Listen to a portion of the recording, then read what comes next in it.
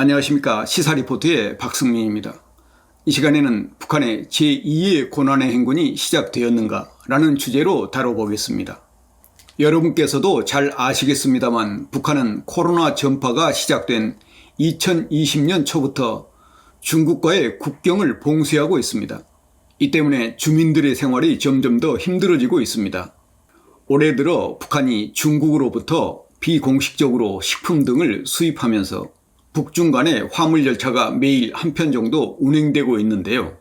이 화물열차에는 중국으로부터 수입하는 물품 이외에도 중국에 있는 친북단체와 교포사회, 북한과 무역을 해온 중국 무역회사들로부터 받은 지원 물자들이 실려서 들어오고 있다고 합니다. 실제 북한 외무성으로부터 중국 내 친북단체와 교포사회, 중국의 무역회사들로부터 지원과 기증을 받을 수 있게 사업을 강하게 펼치라는 지시가 하달되었다고 합니다. 북한의 해외기관 관계자의 설명에 따르면 북한이 중국으로부터 수입할 상품 구입 자금이 없으니까 중국에 있는 친북단체 등으로부터 기증을 받으라는 이런 지시가 해외에 나가 있는 북한 기관에 내려졌다고 합니다. 북한이 기증받고자 하는 물건은 가루우유, 캔디, 과자 등 어린이 식품들과 설탕, 밀가루, 식용유, 약품 이런 물품들을 우선적으로 기증 내지 지원받으라는 지시가 하달되었다고 합니다. 북한 당국이 해외에 나가 있는 북한 기관에 이런 지시를 내린 것을 보면 현재 북한이 처해 있는 경제 상황이 얼마나 어려운지를 알 수 있습니다. 그런데 북한은 올해 들어 11차례에 걸쳐 15발의 미사일을 발사했습니다. 이 미사일 발사에 들어가는 비용을 한번 살펴보겠습니다. 미국 랜드 연구소 브루스 베넷 박사는 이렇게 얘기했습니다. 북한이 미사일을 한번 발사하는 비용은 중거리 1000만 달러에서 1500만 달러, 단거리 300만 달러에서 350만 달러로 추정된다 라고 얘기했습니다. 각각 120억 원에서 180억 원, 36억 원에서 60억 원에 달하는 큰 금액입니다.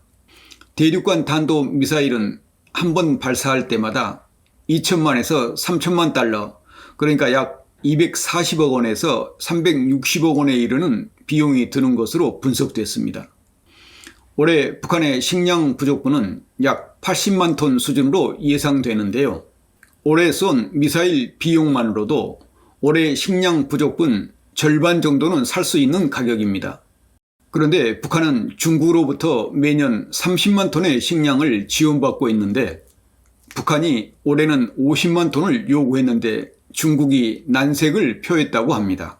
러시아의 우크라이나 침공에 의한 세계 곡물 가격의 변동 때문이라고 했지만 실제는 북한의 미사일 발사를 제어하려는 의도일지도 모릅니다. 그럼 이런 상황에서 북한의 주민들의 실제 생활은 어떤지 살펴보겠습니다. 중국 단동 건너편에 있는 북한의 도시가 평안북도 도청 소재지인 신의주이지요. 신의주에서는 주민들이 살아가기가 힘들어서 남에게 빚을 지고 있는 사람들이 많다고 합니다.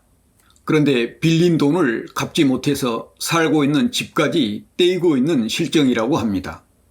북한에서는 돈을 빌려주고 이자놀이를 하는 사람들을 빚꾼이라고 한다는데요. 이 빚꾼들에게 집을 떼인다고 합니다. 그러니까 빚을 갚지 못해 빚꾼들에게 집을 빼앗긴다는 것입니다. 북한 주민들의 생활이 특히 어려워지기 시작한 건 2020년 가을부터라고 하는데 북한이 같은 해 1월 말부터 코로나로 인한 국경 봉쇄 이후에 주민 생활이 점점 더 어려워졌다는 것입니다. 북한 소식통은 이렇게 전했습니다. 한번 읽어보겠습니다.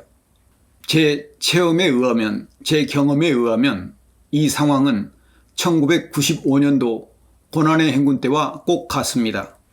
그때도 당장 먹을 것이 없어서 사람들이 여기저기서 빚을 지고는 갚지 못하자 채권자들이 채무자들의 집을 빼앗아서 팔아치우곤 했어요. 지금이 꼭 그 꼴입니다. 집을 떼인 그 주민과 가족들은 남의 집 창고나 공장 창고, 식당 화구칸, 그러니까 식당의 보일러실 비슷한 곳인데요. 그런 곳에서 임시 거처를 마련하고 구걸과 도둑질로 살아가게 됩니다. 지난해 김정은이 제2의 고난의 행군을 언급하였는데요. 사실로 확인되고 있는 순간들이라고 봅니다. 라고 이렇게 얘기했습니다. 또한 이제 집을 떼이고 남의 집이나 공장의 헛간들로 옮겨간 주민들이 다행히 봄이 다가와서 그렇지 겨울이 지속된다면 굶은 데다 추워서 얼어 죽는 사람들이 많을 겁니다.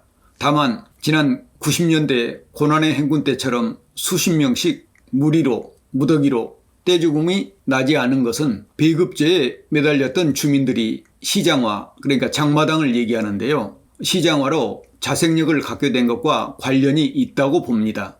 이렇게 전했습니다. 소식통은. 그러니까 북한 소식통은 지금이 딱 1990년대 중후반 고난의 행군 시기와 비슷하다는 것입니다. 90년대 북한의 고난의 행군 때 200만에서 300만 명 정도가 굶어 죽었다고 많은 보도가 있었습니다.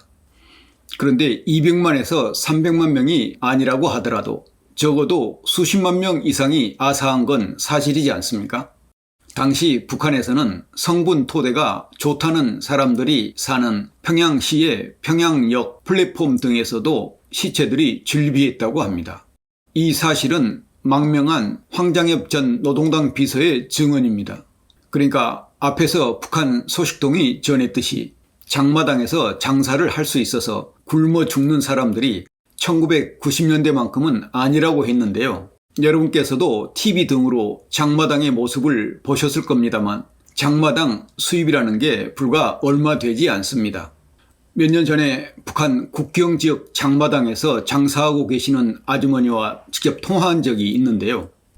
장사가 조금 나을 때도 있지만 하루 수입이 대부분 그날 장사해서 그날 먹을거리를 사가지고 갈 정도라고 얘기했습니다. 그러니까 장사라는 것이 돈을 모을 정도의 장사가 아니고 살기 위해 목구멍에 풀칠할 정도의 장사밖에 안 된다는 얘기입니다. 이런 주민들의 어려운 생활이 김정일 시대에는 물론이고 김정은 시대에 들어와서도 마찬가지입니다.